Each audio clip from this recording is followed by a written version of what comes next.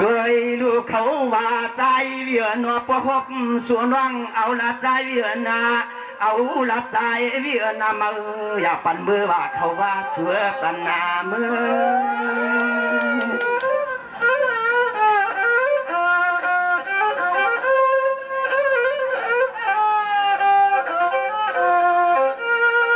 สวรรค์เจียงตัวลูกก็เปลี่ยนเสียปอชาชั่วเปิ้นขวาสู้เสียงเงินไว้ช่วยมันว่าแค่อย่างเย็นนะป้ากะลดกากาอ่อนชูได้หอง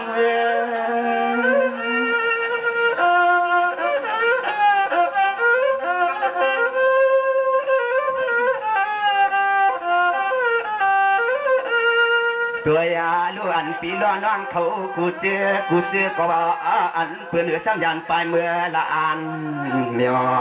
ตัวเหมือนปีล้อน้องเขากันว่าปีนอเสียงบ่ใครวางหนาว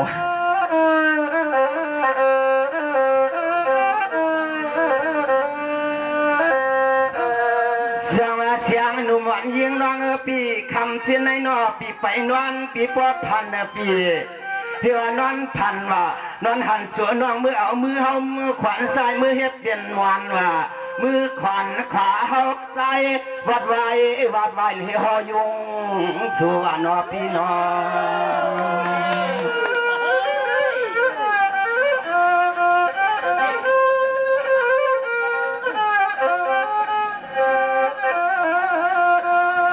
มือนั้นเฮวาวิวันใจปีในกว่าจมช้ำน้ำหนาเตี้ยนังมาเมื่อดักกลางผักกว่าบอกลายนุ่งลาย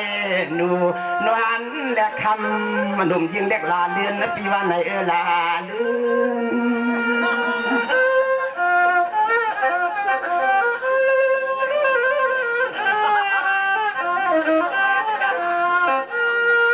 สวรรค์นั้นเสียงเชียงนุมันก็เปลี่ยนน้องปี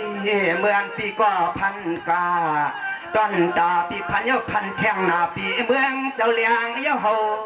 ตื่นขึ้นตื่นตามือ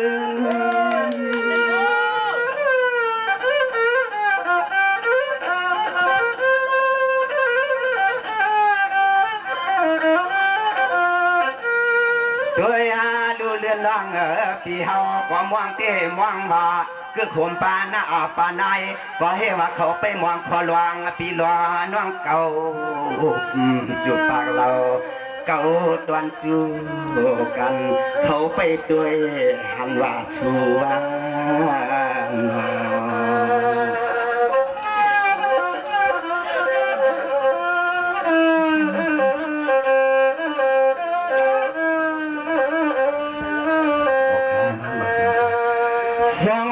เสียงเสียงหนุ่มอ่อนยิงน้องปี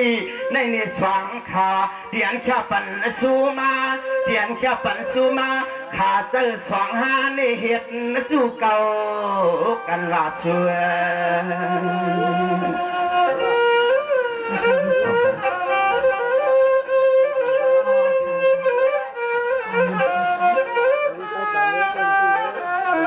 ยิงหังลีฮักปีปวัติตาจู่พอไปเฮ็ดจู่จังไรในใจวิหือใครยอมใครจอมให้ป้าได้เปลี่ยนก็วางพอเฮ็ดตั้งเปลี่ยนเฮือนปีเปลี่ยนหน้าเฮือน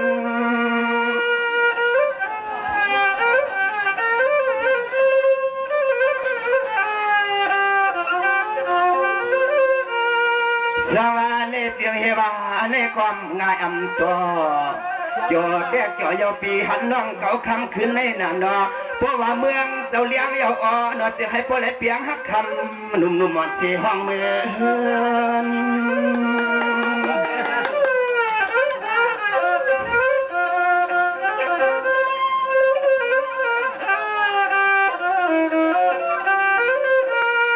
ตัวยาลูเลือนร่างนอคือขมปาก็เป็นปีนางล่าเขาก็ให้ว่าหลอมชาสูยันสัววิกวนจอเศร้าทางเมืองกึ่งเขาเหลี่ยมวางไว้ต่างหึงว่าสัว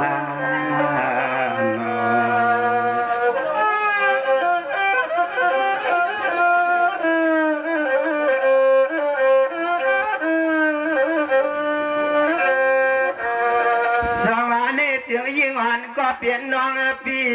เตียเตรียมมืออันยานเสียนังหลีเฮือนลาโนปีเฮาเจียนจ้าเพราะว่าหันสู่ทุกสู่ขึ้นยาอย่าเฮาเตี้ยเตือนว่าปล่อยกว่าปันลูกใจเพื่อนต่างเลยเอาในนาเสียงถึงมัวเลยเนาะนั่งก้อก่อนนะอย่ามาเมื่อเหลียวในเขาบาปีซ้ำเฮ็ดห่วงยาวนะยวนหมอกเฮ็ดจูมวังมาป่าปลายเช้าปีปลายเช้า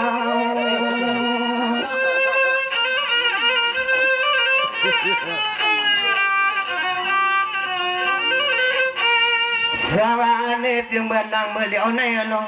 ก็เลยก็กวนมาอยากด้วยสิช่างหนุ่มน้องนาอ่อนนาปีชูในเฮ็ดข้อความกว่าจึงพี่แก่นมวลหวังปอกน้อนกเขาไข่อ้อห้องเรื่องคำอ่อนไปยังจอมเฮาไปยังจอมเพิ่นเนี่ยฟ้องกันนะ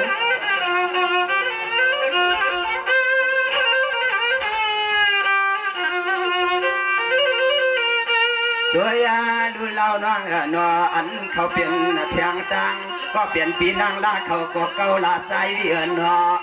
เกาลาใจเวียนอป้ออะไรคำมาเรียกยิงนุ่มบอลเขาก็จุ่มตวนเฮานำว่าปี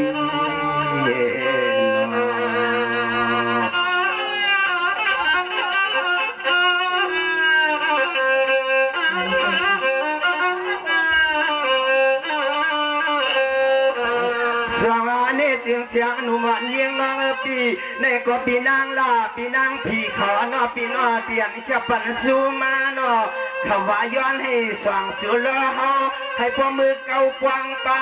พวกมีลวดมีกายนอให้พวกในมือเหลียบเพียวหวานเฮือนเขาเฮวาสัวนอโอเค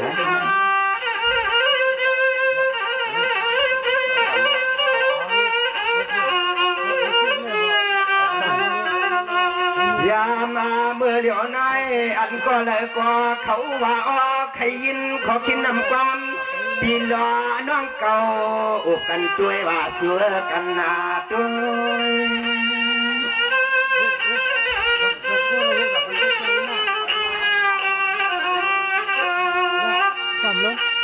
สวัสดีจึงเสียงนุ่มันน้องพี่จังยุ่มหัวจันวินาทีสวัสดีจึงเสียงหนุ่มน้องจองยุ่มหัวเดินวินาทียามมือเหลียวในเขาใครมีข้อความอ่อนทางต้องเตยเราก็บอกว่าใจพักไปมี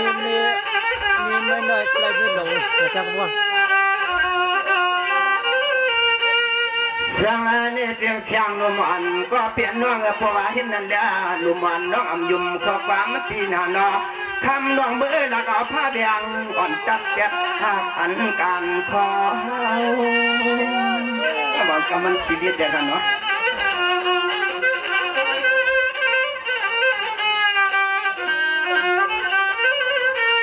ตัวยาดูเราน้องนอกเขาไปด้วยน้องปีละเท่าจะเหลือกว่า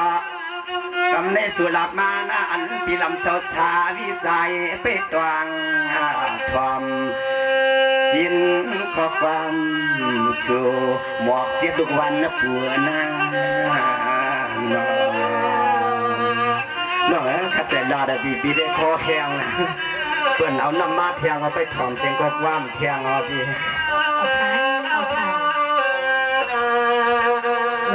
ก็ลุงสู้และปีใจจารี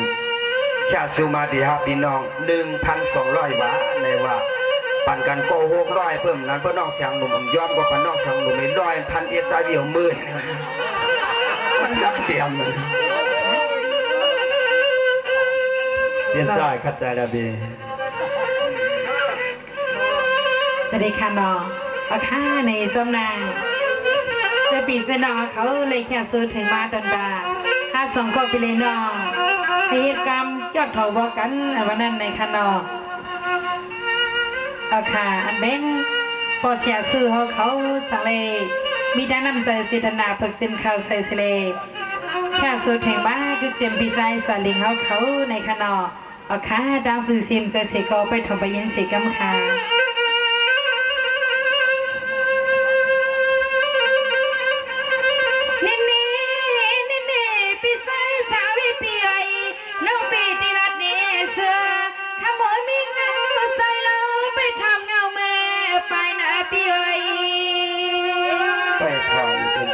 เสียงหนุ่มปีกันใจแล้วพี่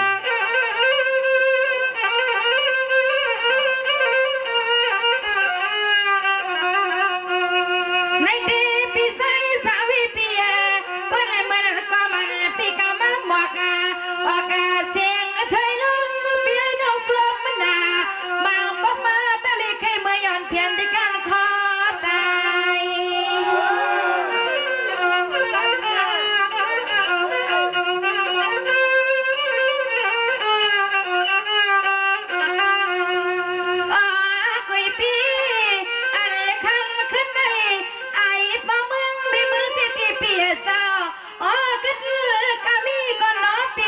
ลิงเข้าใจใส่เก้า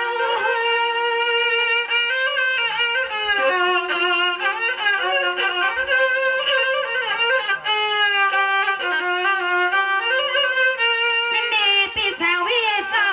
น้องอ่อนปีในก็อำยุ่มในก็ร้อนน้องอ่อนปีมาอยู่เมื่อในก็ร้อนน้องอ่อนปีมาผู้ชลาสู้เขาก็เปียเจ้าเด็กใส่นอปีใส่สาคุณละซื้อ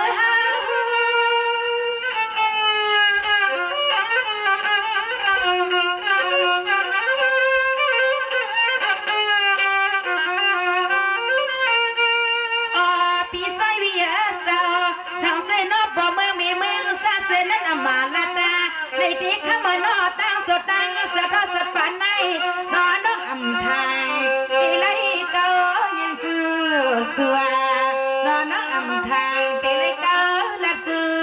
สัวยกปีนอ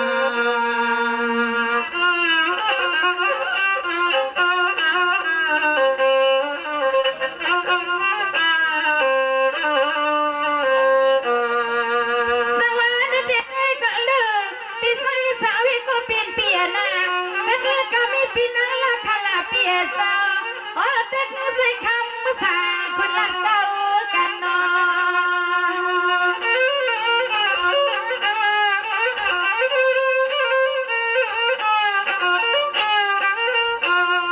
อันไหนคำมันก็เป็นเปียซาอันไหนคำมันก็เป็นเปียซาเอาเปียวน้องมือลัดฟางประกอบทานเก้าหนอปีคานเลยค่ะ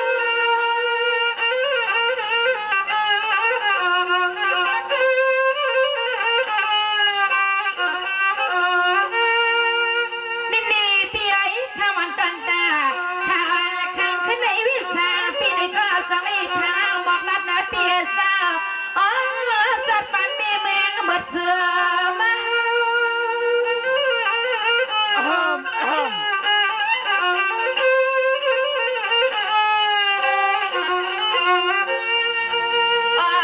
เปียเจ้าเก้าเยาเก้าเทียงเก้าให้นอนน้ำลายน้องโปเฮียเลยปีน่ากินนอนในของฟองยายาพอไม่มาเสียงน้องยิ่งและชีตาในก็คำภาษาไปปีตาละตังเงาปีใจเยปีเก่ายกใจปิ่มคันเกเอายกคำแม่